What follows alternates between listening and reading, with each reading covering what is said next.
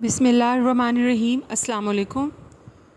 آج ہم بات کریں گے سورہ ملک کے فوائد کے بارے میں۔ سیدنا ابو ہریرہ سے روایت ہے کہ رسول اللہ صلی اللہ علیہ وآلہ وسلم نے فرمایا، قرآن مجید کی ایک آیت جس میں 30 آیات ہیں ایک آدمی کی شفاعت کرے گی تاکہ اسے معاف کر دیا جائے۔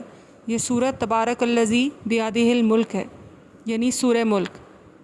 روایت ہے کہ عبداللہ بن مسعود نے کہا، جو بھی ہر رات سورہ ملک پڑھے تو اللہ تعالیٰ اس کو قبر کے عذاب سے بچا لے گا۔ رسول اللہ صلی اللہ علیہ وآلہ وسلم کے وقت ہم اسے المانیہ کہتے تھے۔